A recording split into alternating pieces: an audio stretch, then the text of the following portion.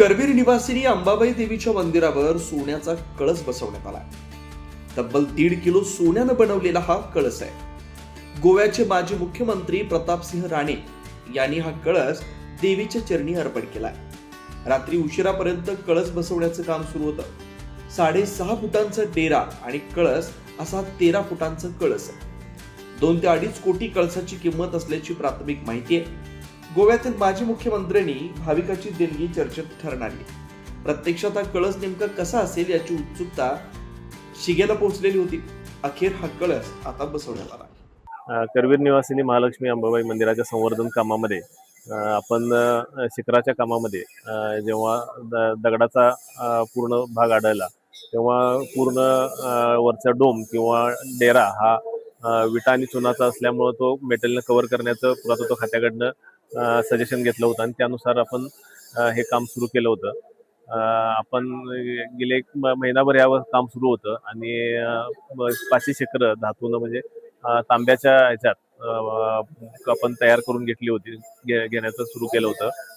भक्तांच्या माध्यमातून अंबाबाईच्या मुख्य शिखरावर 1.5 किलोपेक्षा जास्त सोनं चढवलेला हा पूर्ण कळसाचा भाग रात्रभर बसवण्यात आला.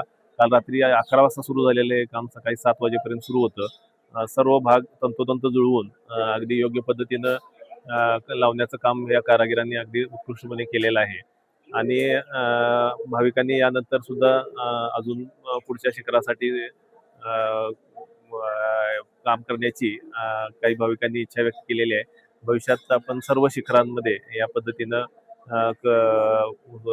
सुधारणा करू शकू अशी आपल्याला अपेक्षा आहे. आणि आज हे सुवर्ण कलश हा आपल्या आई अंबाबाई महालक्ष्मीच्या मंदिरावर विराजमान झालेला आहे. साधारण हा खालचा डेरा हा 7 ते 7.5 फूट उंचीचा आहे आणि वरचा कळस हा 6 फुटाचा आहे. साधारण 13.5 फूट उंचीचा संपूर्ण भाग आहे.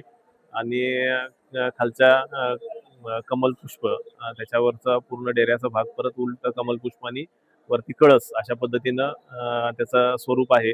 मूळ स्वरूपात ज्या पद्धतीनं तो घडवलेला होता त्याच पद्धतीचा हा धातूचा आकार सुद्धा आपण घडवून घेतलेला आहे आणि त्यामुळे त्याचं मूळ स्वरूपातच सुवर्ण लेपन झालं असल्यामुळं तो जास्त आकर्षक वाटत आहे.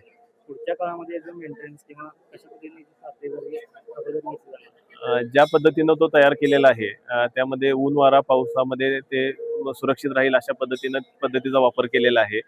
आपण कळसाच्या बाजूला जो काकडा लावतो, 15 दिवस काकडा पेटवतो, त्याच्यासाठी आपण विशिष्ट पद्धतीनं कळसाला कुठली झळ बसणार नाही अशा पद्धतीनं कव्हर करण्याचं निश्चित केलेलं आहे. आणि तसा आकार तयार करून तो कळसाच्या बाजूला आपण काकड्याच्या वेळी बसवणार आहे, जेणेकरून परत त्याचा कळसाला कुठलाही काजळी धरण्याचा प्रकार होऊ नये अशा पद्धतीनं आपण त्याची काळजी घेत आहे.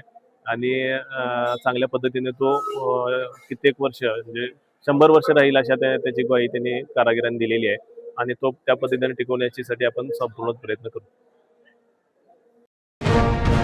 अशाच ताज्या अपडेटसाठी महासत्ता न्यूजला सबस्क्राईब करा.